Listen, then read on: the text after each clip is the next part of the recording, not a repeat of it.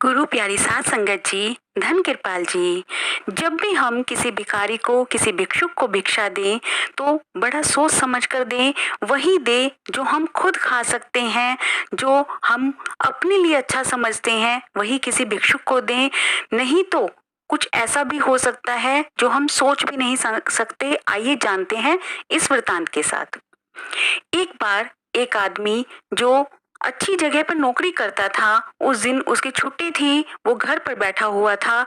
लेकिन छुट्टी होने के बावजूद भी ऑफिस से उसको बहुत सारा काम आ रहा था। इस वजह से वो थोड़ा टेंशन में था, उसका काम कंप्लीट नहीं हो पा रहा था। वो बड़ी टेंशन में था, अपने काम को किए जा रहा था और मन में कहीं ना कहीं ये विचार भी चल रहा था कि आज मेरी छुट्टी होने के बावजूद मुझे इतना काम करना पड़ रहा है, घर पर बैठा हूँ। और वो इरिटेट हो चुका था। तभी वहां पर उसके दरवाजे पर एक भिक्षुक आता है और दरवाजा खटखटाता है कि क्या कुछ खाने को मिलेगा। पहले तो आदमी कंसिडर ही नहीं करता और बात ही नहीं सुनता, इग्नोर कर देता है। जब 2-3 बार दरवाजा खटखटाया जाता है तो आदमी बाहर जाता है और देखता है कि कोई भिक्षुक उसके दरवाजे पर आया है। वो उनसे पूछता है, हाँ बोलिए आपको क्या चाहिए। कहने लगा, भिक्षुक बोलता है कि क्या कुछ खाने के लिए मिलेगा। वह आदमी कहता है, नहीं मेरे पास कुछ नहीं है। तब भिक्षुक बड़े दीनता से उससे आग्रह करता है कि मैंने 2-3 दिन से कुछ भी नहीं खाया, क्या मुझे कुछ खाने के लिए मिलेगा। जब भिक्षुक 2-3 बार ऐसे आग्रह करता है, आदमी पहले ही क्रोधित था, उसको और क्रोध आ जाता है और उसके पास ही एक अस्तबल था, वो वहां से उठाकर घोड़ों की लीद उसके हाथ में रख देता है।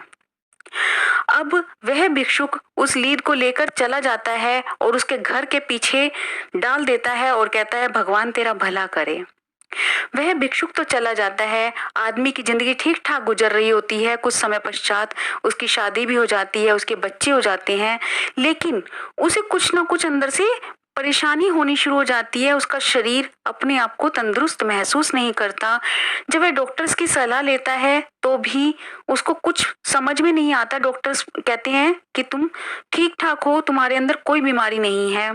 आदमी समझ नहीं पाता और दिन पे दिन उसकी तबीयत और बिगड़ती जाती है।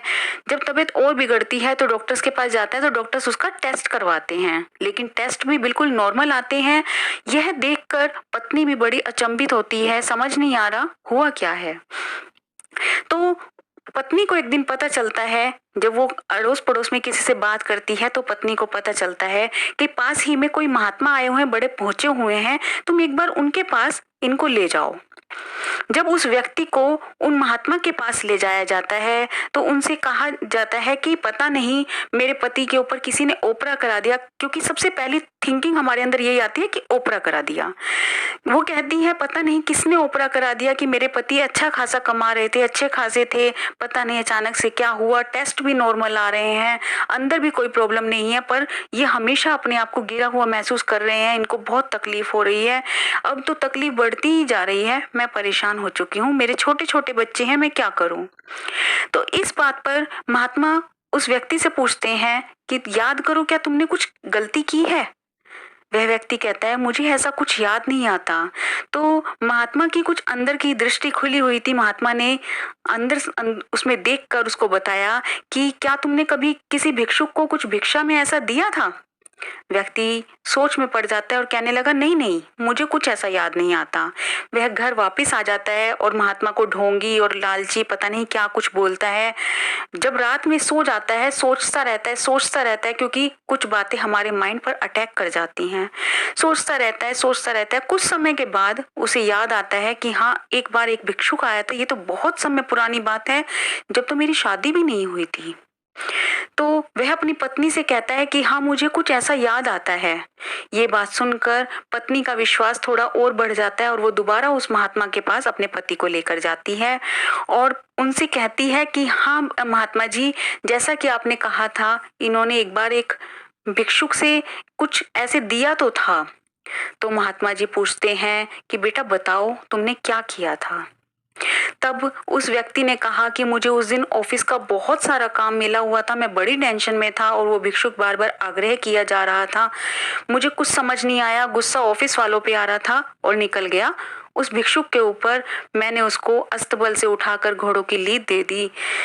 तो ये बात सुनते ही महात्मा बड़े आक्रोश में आ गए, क्रोध में आ गए, कहने लगे ये तुमने क्या किया?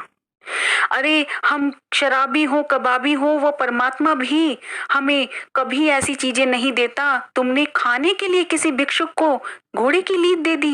ये तुमने बहुत घनघोर पाप किया है और इसका जो निदान है वो भी यही होगा। कहीं ना कहीं तुम्हारे आसपास कहीं कुछ गंदगी का ढेर लगा हुआ होगा। तो उसकी पत्नी इस बारे में समझती थी, जानती थी। वो कहने लगी हाँ, हमारे घर के पीछे कुछ गंदगी का ढेर लगा हुआ है, घोड़े की लीद का ही ढेर है। तो महात्मा कहने लगा वो इन्होंने जो सूत दिया था उसका ब्याज है। जब तक ये उसको नहीं खाएगा, जब तक ये ठीक नहीं हो सकता, इसके ऊपर कोई दवाई असर नहीं करेगी, इसको कोई बीमारी नहीं निकलेगी। जब तक ये उसको नहीं खाएगा ये ठीक हो ही नहीं सकता, क्योंकि इसने किसी भिक्षुक को वो खाने के लिए दी थी। आज इसे वो खुद अपनी बीमारी को ठीक करने के लिए खानी पड़ेगी। ये बात सुनकर आदमी बड़ा घिन्ना जाता है। दोनों पति पत्नी घर वापस आ जाते हैं। पति इस बात को महसूस ही नहीं करता और कुछ खाने के लिए मना कर देता है।